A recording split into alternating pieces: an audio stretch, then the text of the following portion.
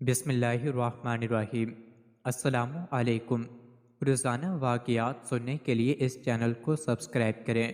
حضرت طلحہ رضی اللہ عنہ اپنا قبول اسلام کا واقعہ بیان کرتے ہوئے فرماتے ہیں کہ ایک مرتبہ میں بصرہ کے بازار اور میلہ میں موجود تھا۔ وہاں ایک پادری اپنے گرجا گھر کے بالا خانے میں رہتا تھا۔ اس نے ایک دن میرے سامنے لوگوں سے کہا، اس بازار اور میلے والوں سے پوچھو کہ کیا ان میں کوئی حرم میں رہنے والا ہے؟ میں نے کہا، ہاں میں ہوں۔ کیا احمد صلی اللہ علیہ وسلم کا ظہور ہو گیا؟ پادری نے پوچھا۔ میں نے دریافت کیا، احمد کون؟ پادری نے کہا، عبداللہ بن عبد المطلب کے بیٹے، اور یہ وہ مہینہ ہے جس میں ان کا ظہور ہوگا، اور وہ آخری نبی صلی اللہ علیہ وسلم ہیں۔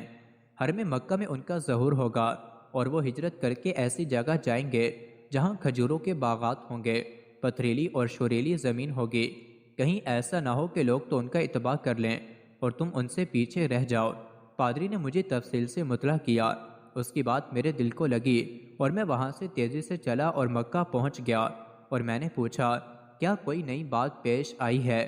لوگوں نے مجھے بتایا کہ ہاں، محمد بن عبداللہ جو امین کے لقب سے مشہور ہیں، انہوں نے نبوت کا دعویٰ کیا ہے، اور ابن ابی قحافہ حضرت ابو بکر رضی اللہ عنہ نے ان کا اتباع کیا ہے۔ یہ سن کر میں حضرت ابو بکر کے پاس گیا اور میں نے کہا، کیا آپ نے اس آدمی کا اتباع کر لیا ہے؟ جواب دیا، ہاں۔ تم بھی ان کی خدمت میں جاؤ اور ان کا اتباع کر لو، کیونکہ وہ حق کی دعوت دیتے ہیں۔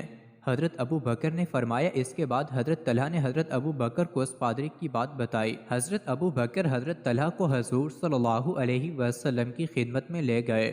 وہاں حضرت طلحہ مسلمان ہو گئے۔ پھر انہوں نے حضور صلی اللہ علیہ وسلم کو بھی اس پادری کی بات بتائی، جس سے حضور صلی اللہ علیہ وسلم کو بہت خوشی ہوئی۔ جب حضرت ابو بکر اور حضرت طلحہ دونوں مسلمان ہو گئے تو ان دونوں حضرات کو نوفل بن خلید بن العدویہ نے پکڑ کر ایک رسی میں باندھ دیا، اور بنو تمیم نے ان دونوں کو نہ بچایا۔ نوفل بن خلید کو مشیر قریش کہا جاتا تھا۔ ایک رسی میں باندھے جانے کی وجہ سے حضرت ابو بکر اور حضرت طلحہ کو قرینین، دو ساتھی کہا جاتا ہے۔